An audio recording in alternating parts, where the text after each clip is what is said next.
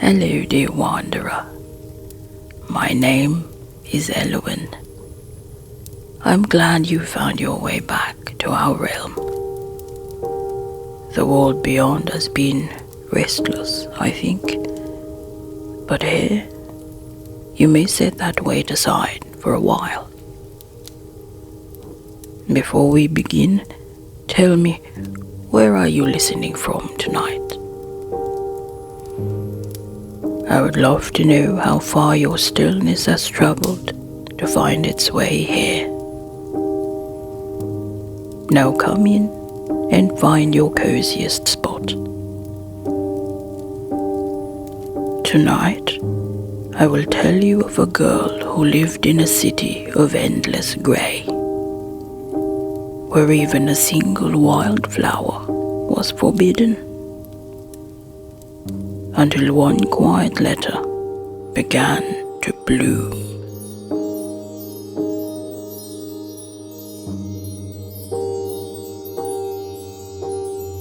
The city of Bramblehush was not made of brambles, nor was it particularly quiet.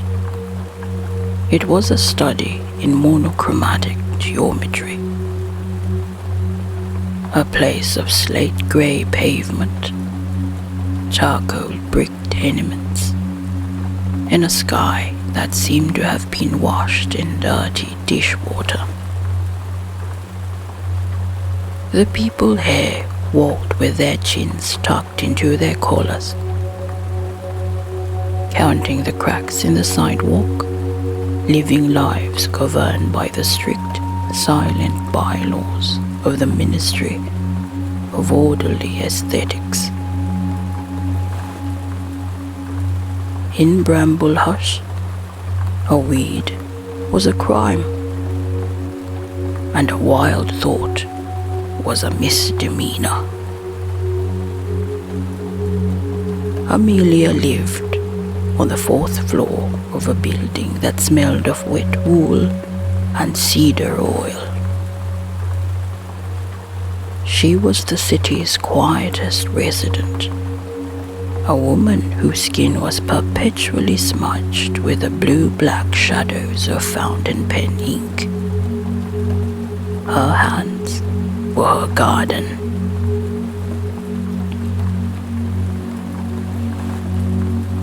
For 20 years, Amelia had been writing letters.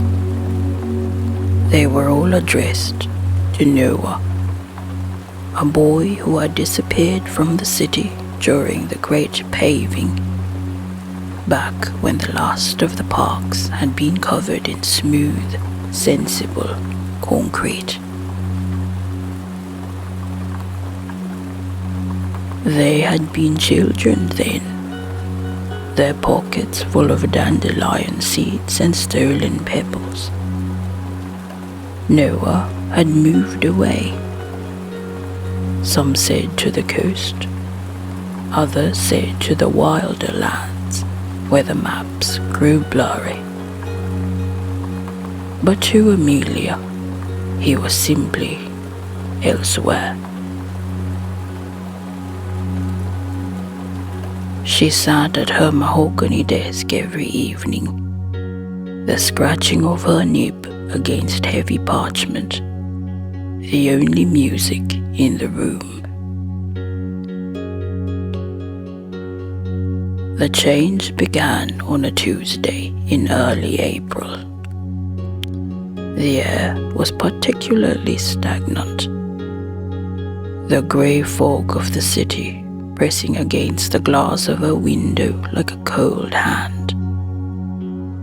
Amelia felt a deep, resonant ache for the color purple.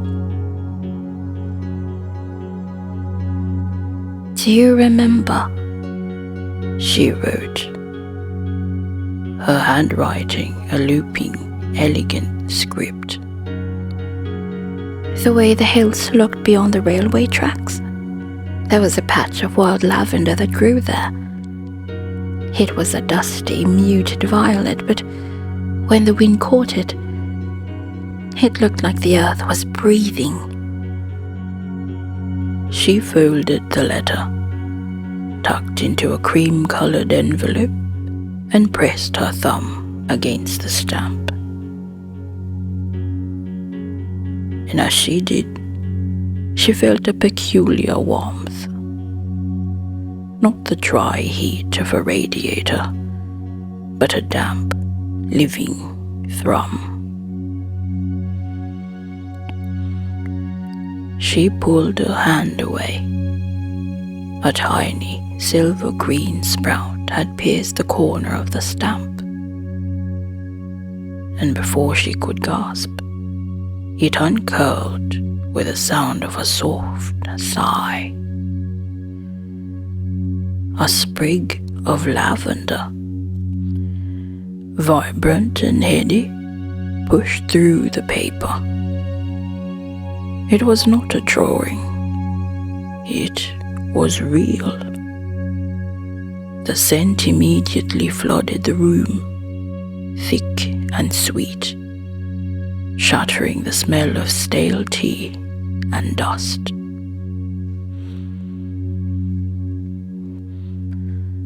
Amelia's heart hammered a frantic rhythm. She touched the petal. It was soft as a moth's wing. She did not open the envelope to see where the roots went. She simply felt, for the first time in decades, that the room was no longer grey.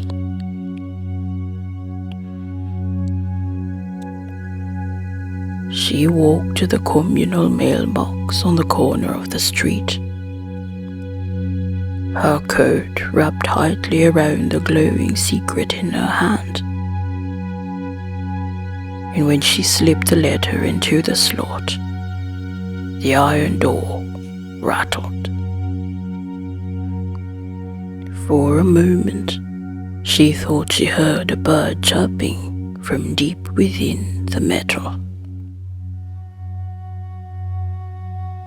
As the days drifted by, Amelia's letters grew longer and more descriptive. The grey walls of her apartment began to vanish behind a tapestry of living ink. She found that the more vividly she remembered the world Noah had shared with her, the more the world responded. She wrote of the golden rod they used to weave into crowns, and by the next morning, her wastebasket was overflowing with yellow plumes. She wrote of the moths that cushioned their feet in the hidden alleys of Bramblehush, and a velvet green carpet began to creep across her floorboards, softening the creak of her footsteps. One evening, she wrote of the sunflowers that had once stood like sentinels behind Noah's childhood house. They were taller than we were, she penned. Their faces were heavy with seeds, always bowing toward the light as if in prayer. The next morning, the postman, a weary man named Mr. Henderson, who had long ago forgotten the colour of his own eyes, knocked on her door. He was holding her mailbox. It had been physically wrenched from the brick of the lobby, and from its mouth, 3 gargantuan sunflowers had burst forth, their thick, hairy stalks dripping with dew. "Miss Amelia, this is unauthorized. I'm supposed to report irregularities. The ministry, they do not like irregularities." Amelia looked at the sunflowers. They were radiant, a defiant gold against the drab hallway. But they're beautiful, aren't they? Mr. Henderson looked around nervously and then leaned in close. "They are," he breathed. "I haven't seen a petal in 40 years, but you must be careful. The pruning committee is already whispering."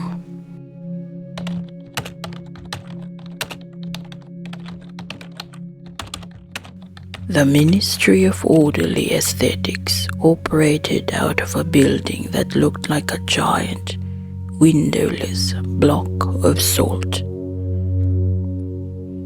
At its head was Director Thorne, a man who believed that color was a distraction from productivity.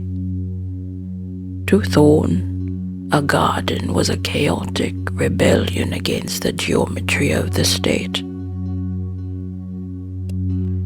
When the reports began to reach him, reports of botanical anomalies sprouting from the postal system, he did not see beauty. He saw a leak in the plumbing of society. "Unauthorized flora," Thorne muttered, looking at a confiscated envelope that was currently sprouting a cluster of forget-me-nots. "It's a virus of sentimentality. Find the source and prune it."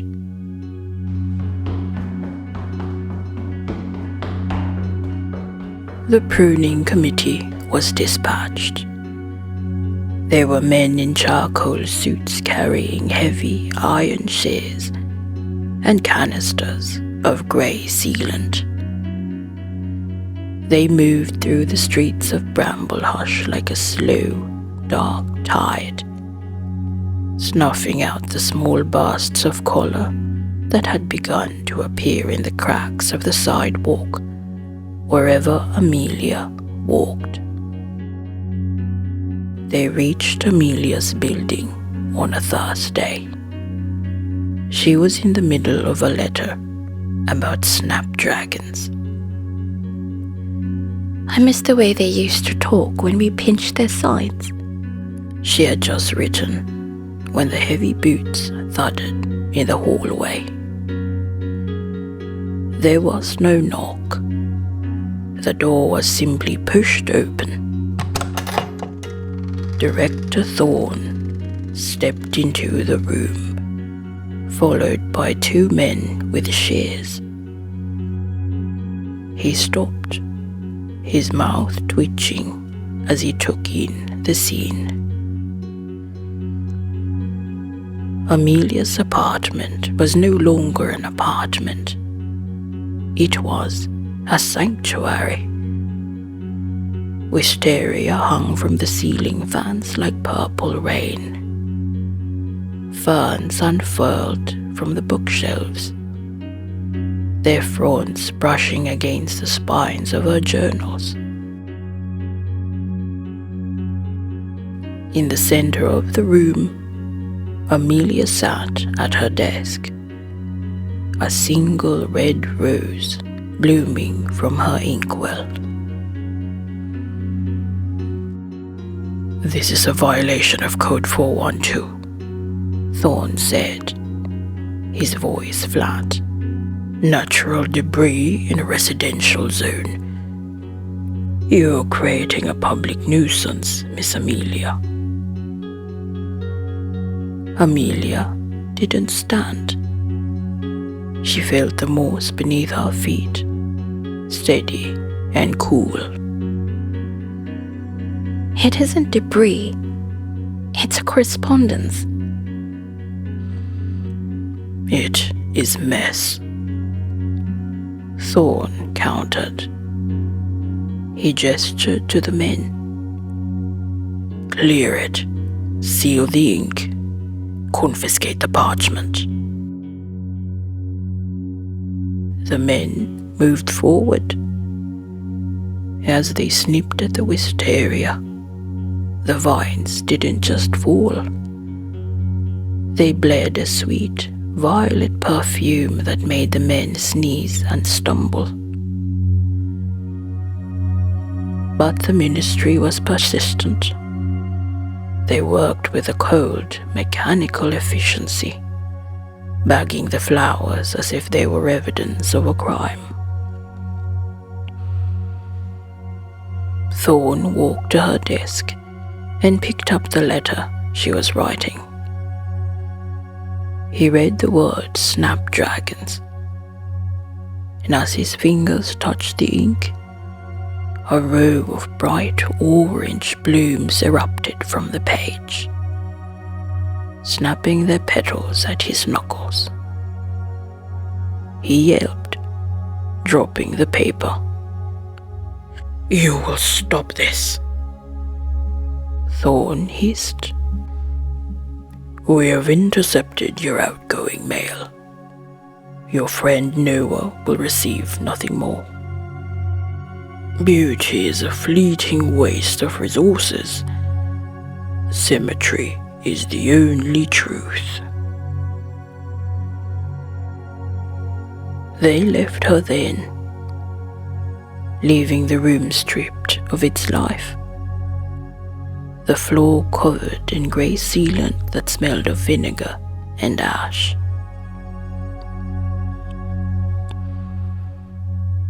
Amelia sat in the silence of her ruined garden. They had taken her stamps, her ink, and her parchment. They had locked her mailbox with a heavy iron padlock. But they had forgotten one thing. Amelia's memory was not kept in a drawer. She stood up and walked to the window. Down in the street, the pruning committee was loading bags of wilted flowers into a grey truck. But as the truck pulled away, she noticed something. A single petal of lavender, the very first flower she had grown, was caught in the breeze. It did not fall to the ground. It tumbled through the air, heading north. Amelia didn't pack a bag. She did not put on her grey coat. She simply stepped out of her door and followed the petal. She walked past the salt block building of the ministry. She walked past the rows of charcoal brick tenements. And as she walked, she hummed the songs she and Noah used to sing. She whispered the names of the things they had loved. "Daffodils," she whispered. And in her wake, a tiny yellow sprout pushed through a crack in the concrete. "Peonies." A pink bud burst from the shadow of a lamppost. The further she walked toward the edge of the city, the more the grey began to fail. The ministry men chased her with their shears, but they could not keep up. For every flower they cut, 3 more rose in its place. Bramblehush was sprouting color. A slow, inevitable thing of beauty. She reached the grey wall that bordered the city. It was a monolith of smooth, featureless stone. And beyond it lay the unorganized lands. In the center of the wall was the central post office, the heart of the city's communication. And there, standing before the heavy iron gates, was a man. He was older, his hair the color of wood smoke, but his eyes were the exact shade of the wild lavender Amelia had described in her first letter.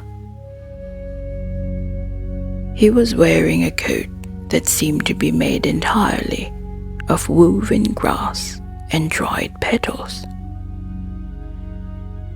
"Noah," she breathed. The man smiled. In his hands, he held a stack of envelopes. They weren't grey. They were vibrant, shimmering things, and they were all addressed to Amelia. "I've been trying to find the way back," Noah said, his voice a warm hum that reminded her of a summer beehive. "But the city kept hiding. I had to wait for your garden to reach me."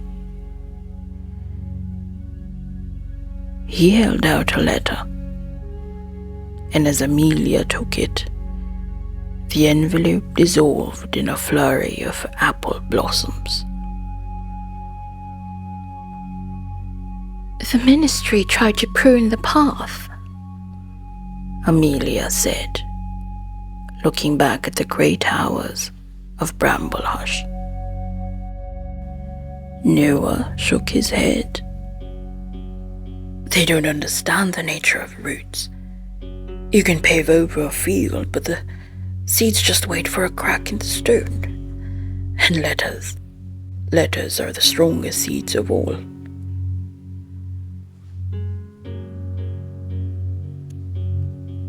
Director Thorne stood on the balcony of the ministry, watching in horror as the great wall began to crumble.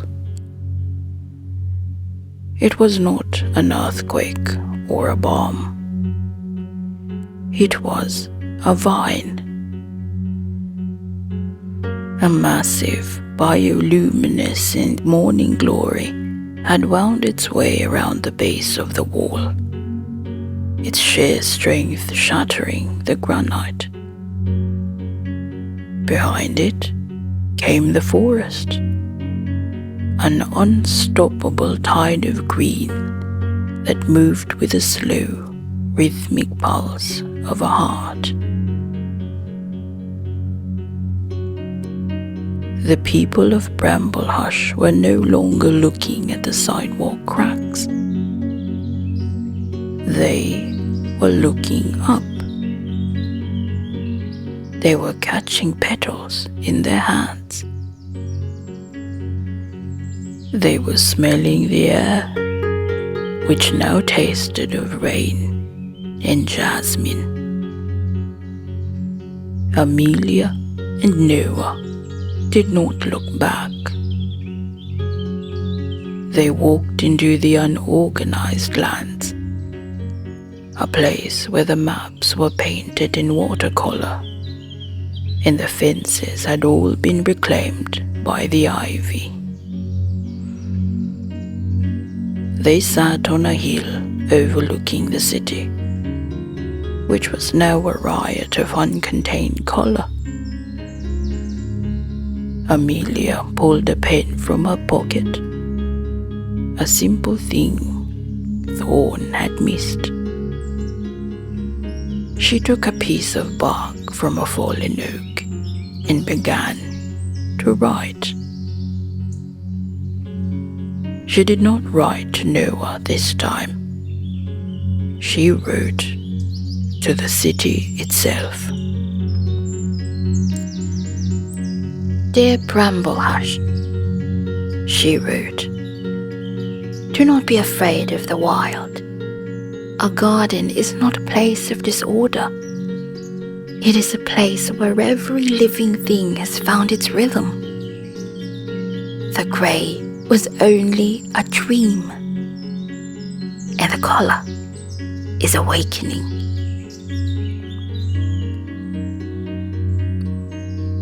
As she finished the words, the bark uncurled, and a field of wild poppies erupted at her feet, their red heads nodding in the breeze, a sea of living ink that stretched as far as the eye could see. The world slowed its pace. In the new Bramblehush, the ministry was turned into a conservatory. Director Thorne eventually retired, spending his days learning the complex language of orchids, finding that symmetry was much more beautiful when it was not forced. Amelia and Noah remained the city's botanists, though they never used the title. They were simply the ones who listened to the ink. And every evening, the people of the city would sit on their balconies, writing letters to one another. And every morning, they would wake to find their mailboxes overflowing with tulips, lilies, and sweet peas. The city was whole. The silence was broken by the sound of bees and the rustle of leaves. And Amelia, sitting at her desk with Noah by her side,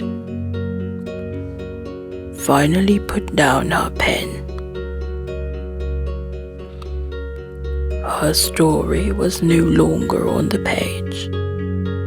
It was in the air, in the earth, and in the heart of every blooming thing. Nothing was lost. Everything had been found. And as the moon rose over the scented hills, the world settled into a deep, fragrant sleep, tucked away in the soft, green folds of a letter that would never end. And so the city remained what it had tried to carefully forget. That not everything meant to grow will ask for permission. Some parts of us remain quiet for a long time.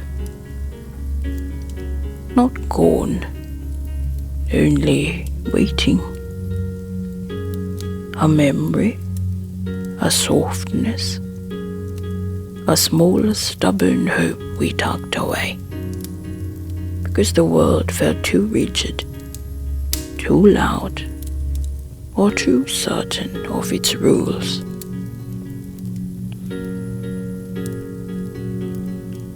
But even now, those things are still there,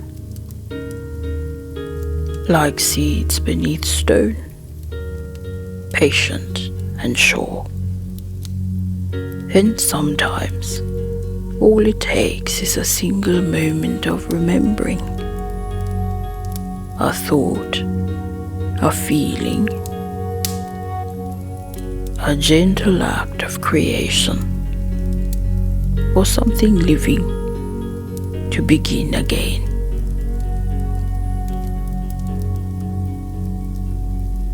So if the world has felt a little too grey of late, you need not change everything all at once. You need only begin with something small, something true, and let it grow.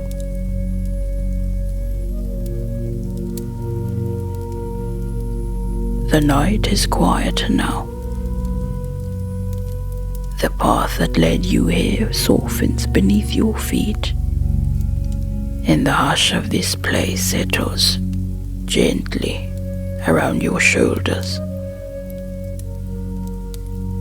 But the world beyond is waiting for you again. Not as it was, but perhaps just slightly kinder for the piece of this you carry with you. Rest now, my dear wanderer, and when the morning finds you, may you remember, even the smallest bloom can change the shape of a day. Good night.